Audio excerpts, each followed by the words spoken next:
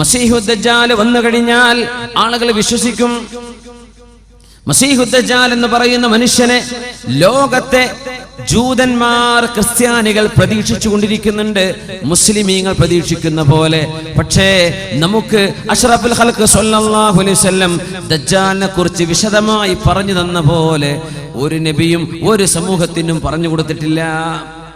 ജൂതന്മാർ ഇന്ന് ഇസ്രായേൽ എന്ന രാജ്യമുണ്ട്. നമ്മൾ പറഞ്ഞു, ഇസ്രായേൽ രാജ്യത്ത് ഏറ്റവും കൂടുതൽ വെച്ച് പിടിപ്പിക്കപ്പെടുന്ന ഒരു വൃക്ഷമുണ്ട്, ഗർഖദ്. ഗർഖദ്, ആ വൃക്ഷത്തിന്റെ പേരെന്നതാ? ഗർഖദ്. ആ വൃക്ഷം നമ്മള് റോഡ് സൈഡിലൊക്കെ ചെടികൾ വെച്ച് പിടിപ്പിക്കൂലേ, പാർക്കിലൊക്കെ, അതുപോലെ ലക്ഷക്കണക്കിന്. ഡോക്ടർ ഉമർ അബ്ദുൽ കാഫിരിക്ക് പറയേണ്ടായി, എത്രയോ 16 മില്യണോ, ആ ചെറിയ രാജ്യത്തെ 16 മില്യണോളം ഗർഖദ് വൃക്ഷങ്ങൾ അവർ വെച്ച് പിടിപ്പിച്ചു കഴിഞ്ഞു. എന്താ സംഭവം എന്നറിയോ? ലോകത്ത് അവസാന ഒരു യുദ്ധം നടക്കാൻ പോകുന്നുണ്ട്, ഈസാ നബി അലൈഹിസ്സലാമിന്റെ കീഴിൽ മുസ്ലിമീങ്ങളും ജൂതന്മാരും തമ്മിൽ. അതിൽ ബൈത്തുൽ മുഖദ്ദസ് മുസ്ലിമീങ്ങൾക്ക് കിട്ടും. ജൂതന്മാർ അടിയറ പറയും, മുസ്ലിമീങ്ങൾ ജയിക്കും. ആ യുദ്ധം നടക്കുമ്പോ എല്ലാ വൃക്ഷങ്ങളും കല്ലുകളും മുസ്ലിമിന് അനുകൂലമായി സംസാരിക്കുന്ന കല്ല് പറയും, യാ മുസ്ലിം തആൽ, ഇങ്ങോട്ട് വാ മുസ്ലിമേ, എന്റെ പിന്നിൽ ജൂതൻ ഇരിക്കുന്നുണ്ട് എന്ന് വിളിച്ചു പറയും, ഒറ്റുകൊടുക്കും. ഇല്ലൽ ഗർഖദ, ഗർഖദ് എന്ന വൃക്ഷമല്ലാതെ, ഫഇന്നഹാ മിൻ ഷജരിൽ യഹൂദ്, അത് ജൂതന്മാരുടെ മരമാണ്, ആ മരം വിളിച്ചു പറയൂല.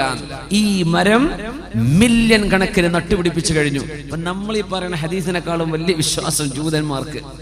അവരുറപ്പിച്ചു കഴിഞ്ഞു. അവര് മസീഹുദ് ദജ്ജാലിനെ വിളിക്കുന്ന പേരാണ് ആന്റി ക്രൈസ്റ്റ്, ഈസാ നബിയുടെ എതിരാളി. ഈസാ നബിയുടെ എതിരാളി, ആ വാക്കിന്റെ പേരെന്നതല്ലേ, ആന്റി ക്രൈസ്റ്റ്. ഈസാ നബിയുടെ എതിരാളി ആര് വിളിക്കുന്നു? ജൂതന്മാർ. ക്രിസ്ത്യാനികളും മസീഹുദ് ദജ്ജാലിനെ ഇന്ന് വിളിക്കുന്ന പേരെന്താ? ആന്റി ക്രൈസ്റ്റ് വരാനുണ്ട്.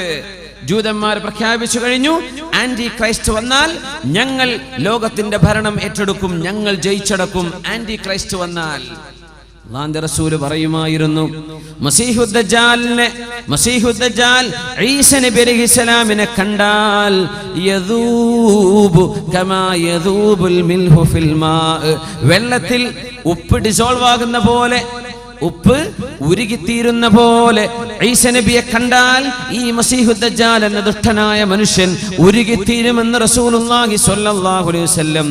ഈ മസീഹുദ് ദജ്ജാലിനെ വധിക്കുന്നത് മഹാനായ ഈസാ നബി അലൈഹിസ്സലാമാണ്. ഈസാ നബിയാണ്. യഖ്തുലുഹു ഈസാ ഇബ്നു മറിയം, ഈസാ നബി, മറിയമിന്റെ പുത്രൻ ഈസാ നബി മസീഹുദ് ദജ്ജാലിനെ വധിക്കുക തന്നെ ചെയ്യും. എവിടെ വെച്ച്? ബിബാബ് ലുദ്, ലുദ് എന്ന നഗരത്തിന്റെ വാതിൽക്കൽ വെച്ചിട്ട്. ലുദ് ഇന്നത്തെ ഇസ്രായേലിലെ, പലസ്തീനികൾ നിന്ന് പിടിച്ചടക്കിയ ഇന്നത്തെ ഇസ്രായേൽ എന്ന് പറയുന്ന ടെറിറ്ററിയിലെ പ്രധാനപ്പെട്ട നഗരമാണ് ലുദ്. ഇസ്രായേലിന്റെ എയർപോർട്ട് കിടക്കുന്ന ഭാഗം ലുദ്ദാണ്. ആ ലുദ്ദിൽ വെച്ചിട്ട് മസീഹുദ് ദജ്ജാലിനെ ഈസാ നബി പിടികൂടാൻ. പരിശുദ്ധ റസൂലുള്ളാഹി സ്വല്ലല്ലാഹു അലൈഹി വസല്ലം ഈസാ നബി മസീഹുദ് ദജ്ജാലിനെ പിടിക്കുന്ന സ്ഥലം ഇന്ന് ഇസ്രായേലിന്റെ എയർപോർട്ട്. നബി തങ്ങൾ പറഞ്ഞു, അവൻ യാത്ര പുറപ്പെടാൻ നിൽക്കുന്ന നേരത്തായിരിക്കും ഈസാ നബിയെ പിടിക്കാൻ. വല്ല ഫ്ലൈറ്റും കയറി പോകാൻ നിൽക്കായിരിക്കും, എമിഗ്രേഷൻ കഴിഞ്ഞിരിക്കുന്ന നേരത്തായിരിക്കും ഈസാ നബി പിടിച്ച് കൊണ്ടുവരുന്നത്.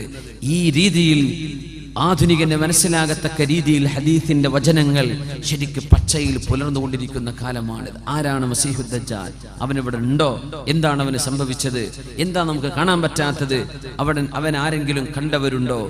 നബി സല്ലല്ലാഹു അലൈഹി വസല്ലം തങ്ങളുടെ കാലം, ആ ഗോത്രത്തിലെ 30ഓളം ആളുകൾ അവർ ഒരു യാത്ര പോവുകയാണ്. ആ യാത്രക്കാരിലുണ്ട് മഹാനായ സുഹാബി തമീമുദ് ദാരി റളിയല്ലാഹു അൻഹു. അപ്പോ 30ഓളം വരുന്ന ആളുകൾ, ലഖ്മ ജുദാം എന്ന ഗോത്രത്തിലെ 30ഓളം ആളുകൾ കടലിൽ യാത്ര പോയ ചരിത്രം സ്വഹീഹ് മുസ്ലിമിൽ കാണാൻ കഴിയും. സ്വഹീഹായ ഹദീസ്. ആ യാത്രക്കാരിലുണ്ട് മഹാനായ തമീമുദ് ദാരി റളിയല്ലാഹു അൻഹു. തമീമുദ് ദാരിയെ ഓർമ്മ വരണം. ആ സ്വഹാബിയാണ് ഉമറുൽ ഫാറൂഖ് റളിയല്ലാഹു അൻഹുവിന്റെ കാലത്ത് തറാവീഹ് നിസ്കാരം 20 റക്അത്ത് നിർവഹിക്കപ്പെട്ടപ്പോൾ ആ 20 റക്അത്ത് തറാവീഹിന് ഉമർ റളിയല്ലാഹു അൻഹു ഇമാം നിർത്തിയിരുന്ന സ്വഹാബി. 2 സ്വഹാബിമാരിൽ ഒരാൾ ഈ സ്വഹാബിയാണ് തമീമുദ് ദാരി റളിയല്ലാഹു അൻഹു. അദ്ദേഹം മുസ്ലിം ആവാനുണ്ടായ കാരണമാണ് പറയുന്നത്. ലഹ്മ് ജുദാമ് ഗോത്രത്തിലെ 30ഓളം ആളുകൾ കടലിൽ യാത്ര പോയി. അവരുടെ കപ്പലുകൾ തകർന്നടിഞ്ഞ് ഒരു ദ്വീപിലെത്തിപ്പെട്ട കഥയാണ് അവർ പറഞ്ഞത്. അല്ലാഹുവിന്റെ റസൂലിനോട് വന്ന് പറഞ്ഞു കൊടുത്തു. ഉമ്മു ഹാനി റളിയല്ലാഹു അൻഹ പറഞ്ഞു, അല്ലാഹുവിന്റെ റസൂൽ സ്വല്ലല്ലാഹു അലൈഹി വസല്ലം ഞങ്ങൾ എല്ലാവരെയും പള്ളിയിലേക്ക് വിളിച്ചിട്ട് പറഞ്ഞു, എല്ലാവരും ഇരിക്കിൻ.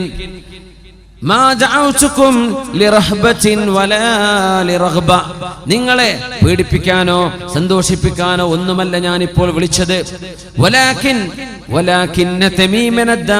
പക്ഷേ തമീമുദ്ദാരി എന്ന ഈ ചെറുപ്പക്കാരൻ അഖ്ബറനി എന്നോട് ചില കാര്യങ്ങൾ പറഞ്ഞു തന്നു. ആ കാര്യങ്ങൾ ഞാൻ നിങ്ങളെ പഠിപ്പിച്ച അതേ വസ്തുതകളായി അദ്ദേഹം കണ്ടിരിക്കുന്നു.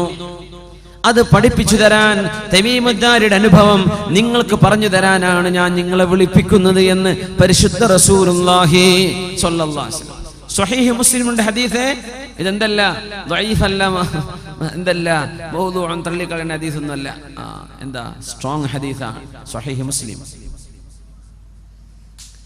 ഞങ്ങൾ യാത്ര പോയി. അങ്ങനെ ഞങ്ങളുടെ കപ്പൽ തകർന്നടിഞ്ഞ് ഞങ്ങൾ ഒരു വിജനമായ ദ്വീപിലേക്ക് കയറി ചെന്നു. ഞങ്ങളൊക്കെ ക്ഷീണിച്ചിട്ടുണ്ട്, തകർന്നിട്ടുണ്ട്. 30ഓളം ആളുകളായ അറബികൾ.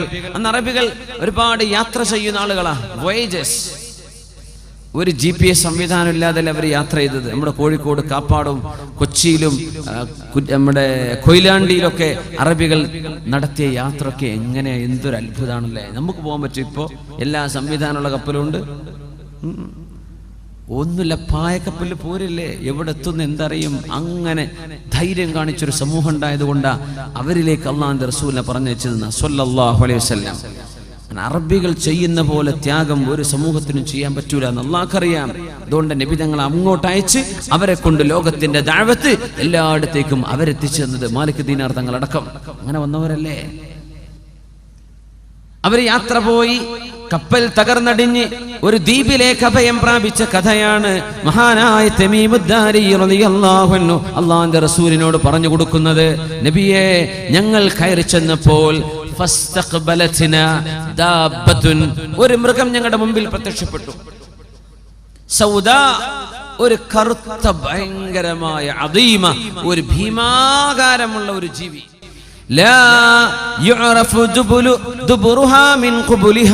അതിന്റെ മുൻവശമേതാണ് പിൻവശമേതാണെന്നും കണ്ടാൽ അറിയുന്നില്ല. ആകെ രോമാവൃതമായ ഒരു ജീവി. ആ ജീവിയെ കണ്ടപ്പോൾ ഞങ്ങൾ പേടിച്ചു നബിയെ. ഞങ്ങൾ ചോദിച്ചു, മാ അൻത, ഈ ആരാണ് എന്ന് ചോദിച്ചു. നീ എന്താണ് ചോദിക്കന്നെ.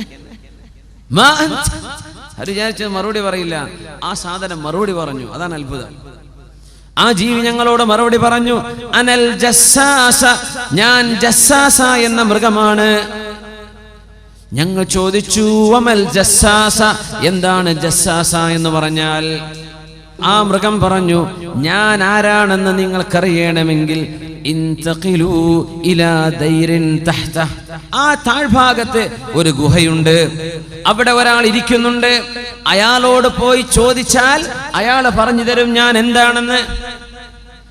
ഇവര് പറയാ, നബിയേ, ഞങ്ങൾ പേടിച്ചു പോയി.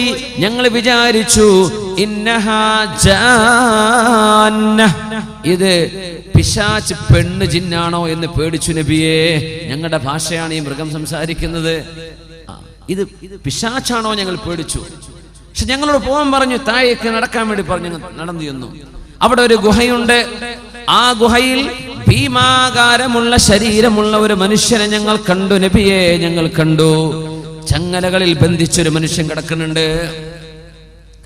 ഞങ്ങൾ ചോദിച്ചു, മൻ അൻത, നിങ്ങൾ ആരാണ്? മുടിയെല്ലാം ചുരുളൻ മുടിയുള്ള ഭീമാകാരമായ ശരീരമുള്ള ഒരു ചെറുപ്പക്കാരൻ, ഭയങ്കര ചങ്ങലകൾ, കൈകാലുകൾ ചങ്ങലകളിൽ ബന്ധിതനാണ്. നീ ആരാണെന്ന് ചോദിച്ചു. ആ മനുഷ്യൻ പറഞ്ഞു, ഞാൻ ആരാണെന്ന് പറഞ്ഞു തരാനിരിക്കട്ടെ, നിങ്ങൾ ആരാണെന്ന് എനിക്ക് പറഞ്ഞു തരിൻ. ഖുൽനാ, ഞങ്ങൾ പറഞ്ഞു, ഉനാസും മിനൽ അറബ്, ഞങ്ങൾ അറബികളാണ്. ഞങ്ങൾ കപ്പലിൽ യാത്ര പോയതാണ്. ഞങ്ങൾ വഴിതെറ്റിപ്പോയി, കപ്പൽ തകർന്ന് ഞങ്ങൾ ഇങ്ങോട്ട് എത്തിപ്പെട്ടതാണ്. നിങ്ങൾ അറബികളാണല്ലേ? അതെ, ഞങ്ങൾ അറബികളാണ്. എനിക്ക് ചില ചോദ്യം ചോദിക്കാനുണ്ട്. അഖ്ബിർനി അൻ നഖ്ലി ബൈസാൻ. ബൈസാൻ ഈത്തപ്പനത്തോട്ടം എങ്ങനെയുണ്ട്? ഇന്നത്തെ ജോർഡാനിലെ ഈത്തപ്പനത്തോട്ടത്തിന്റെ പേരാണ് ഈ പറയുന്നത്. ബൈസൻ ഈത്തപ്പനത്തോട്ടം എങ്ങനെയുണ്ട്? ഞങ്ങൾ പറഞ്ഞു കസീറത്തു ഷജർ, ഇഷ്ടംപോലെ മരങ്ങളുണ്ട്, കായ്ക്കനികളുണ്ട്. അപ്പൊ ഇയാൾ പറഞ്ഞു അമാ ഇന്നഹു തീർച്ചയായും ഒരു കാലം വരും ആ ഈത്തപ്പനത്തോട്ടത്തിൽ ഒന്നുപോലും കായ്ക്കാതെ നിൽക്കുന്ന ഒരു കാലം വരാനുണ്ട്. അഖ്ബിർനി അൻ ബുഹൈറത്തി തൊബരിയ. തൊബരി തടാകത്തെ കുറിച്ച് പറഞ്ഞു തരൂ. ഷാമിലെ തൊബരി തടാകത്തെ കുറിച്ചാ ചോദിക്കുന്നത്. തൊബരി തടാകം ശുദ്ധജലമാണ്. ഇവര് പറഞ്ഞു കസീറത്തുൽ മാ, ഒരുപാട് വെള്ളമുണ്ട്. എന്നാൽ നിങ്ങൾക്കറിയണോ, ആ വെള്ളമൊക്കെ വറ്റി വരണ്ടു പോകുന്നൊരു സമയം വരാനുണ്ട്. അടുത്ത ചോദ്യം, അഖ്ബിർനി അൻ ഐനി സുഗർ. സുഗർ എന്ന അരുവിയെ കുറിച്ച് പറഞ്ഞു തരൂ. സുഗർ വെള്ളത്തെക്കുറിച്ച്, വെള്ളച്ചാട്ടത്തെക്കുറിച്ച് അവര് പറഞ്ഞു ഫീഹാ മാ, അതിൽ വെള്ളമുണ്ട്, ആളുകൾ കുടിക്കുന്നുണ്ട്, കുളിക്കുന്നുണ്ട്, കൃഷി നനക്കാൻ ഉപയോഗിക്കുന്നുണ്ട്. എന്നാ കേൾക്കണോ, ആ വെള്ളവും വറ്റിപ്പോകുന്നൊരു സമയം വരാനുണ്ട്. അതൊക്കെ പറഞ്ഞിട്ട് ഈ ആളാരെന്ന് പറഞ്ഞു കൊടുക്കുന്നില്ല. എന്നിട്ട് ചോദിച്ചു അഖ്ബിർനി അൻ നബിയിൽ ഉമ്മിയീൻ. അക്ഷരാഭ്യാസമില്ലാത്ത, എഴുത്തും വായനയും അറിയാത്ത ഒരു സമൂഹത്തിലേക്ക് നിയോഗിക്കപ്പെട്ട അന്ത്യപ്രവാചകനെ കുറിച്ച് എനിക്ക് പറഞ്ഞു തരൂ. അവര് പറഞ്ഞു മുഹമ്മദ് റസൂലുള്ളാഹിയെ കുറിച്ചാണോ നിങ്ങൾ ചോദിക്കുന്നത്? ആ നബി ലോകത്ത് വന്നിട്ടുണ്ട്, മക്കയിൽ നിന്ന് മദീനത്തേക്ക് വന്ന് താമസമാക്കിയിട്ടുണ്ട്. ഇയാൾ ചോദിച്ചു എങ്ങനെയാണ് ജനങ്ങൾ ആ നബിയോട് പെരുമാറുന്നത്? ശത്രുതയിലോ അല്ല അനുനയത്തിലോ? പറഞ്ഞു കുറെ ആളുകൾ ശത്രുതയിലാണ്, കുറെ യുദ്ധമൊക്കെ നടന്നു, കുറെ പ്രശ്നങ്ങളൊക്കെ നടന്നു, കുറെ ആളുകൾ പിൻവച്ചിട്ടുണ്ട്. പക്ഷെ കുറെ ആളുകൾ ഇപ്പോഴും ശത്രുതയിലാണ്. ബദർ ഉഹദൊക്കെ നടക്കുന്ന കാലാണപ്പോ. അന്നേരം ഇയാൾ പറഞ്ഞു ഫഖൈറുൽ ലഹും അൻ യുതീഉ,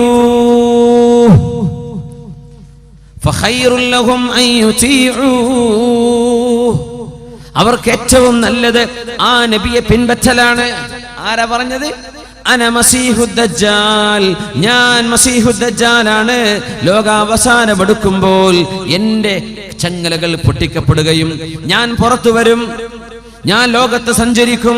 40 യൗമൻ, 40 ദിവസം. യൗമുൻ കസനത്തിൻ വയൗമുൻ കശഹരിൻ വയൗമുൻ കജുമുഅ. ഒരു ദിവസം ഒരു വർഷത്തിന്റെ ദൈർഘ്യമുള്ള ദിവസം വരും 40-ൽ. വേറെ ഒരു ദിവസം ഒരു മാസത്തിന്റെ ദൈർഘ്യമുള്ള ദിവസം വരും. വേറെ ഒന്ന് ഒരാഴ്ചയുടെ ദൈർഘ്യമുള്ള ദിവസം വരും. ബാക്കി 37 ദിവസങ്ങൾ സാധാ ദിവസങ്ങളായിരിക്കും. ഞാൻ ലോകത്തിന്റെ എല്ലാ ഭാഗത്തും സഞ്ചരിക്കും.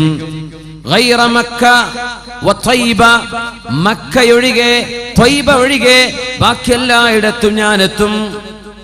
അമ്മാ മക്കത വ ത്വയ്ബ ഫതഹറുസുഹൽ മലായിക, മക്കയിലേക്കും മദീനയിലേക്കും എനിക്ക് കടക്കാൻ കഴിയില്ല. അന്നേരം മക്കക്കും മദീനക്കും അല്ലാഹുവിന്റെ മലക്കുകൾ കാവൽ നിൽക്കുകയായിരിക്കും, എനിക്കടുക്കാൻ പറ്റില്ല. ഇവിടെ എത്തിയപ്പോൾ റസൂലുള്ളാഹി സ്വല്ലല്ലാഹു അലൈഹി വസല്ലം അവിടുത്തെ കയ്യിൽ ഊന്നുവടിയുണ്ട്. ആ വടി മിമ്പറിൽ കുത്തിക്കൊണ്ട് പറഞ്ഞു ഹാദിഹി ത്വയ്ബതു, ഹാദിഹി ത്വയ്ബതു, ഹാദിഹി ത്വയ്ബ. ഇതാണ് ആ ത്വയ്ബ എന്ന മദീന. എന്റെ മദീനയുടെ പേരാണ് ത്വയ്ബ, എന്റെ മദീനയാണ് അവൻ ത്വയ്ബ എന്ന് പറഞ്ഞത്. ഇതാണ് ത്വയ്ബ, ഇതാണ് ത്വയ്ബ, ഇതാണ് ത്വയ്ബ എന്ന് റസൂലുള്ളാഹി സ്വല്ലല്ലാഹു അലൈഹി വസല്ലം ക്രിസ്ത്യാനികളായ 30ഓളം ആളുകളോടാണ് അവർക്കൊക്കെ ആ നബിയെ പിൻപറ്റലാണ് നല്ലത്. ഈ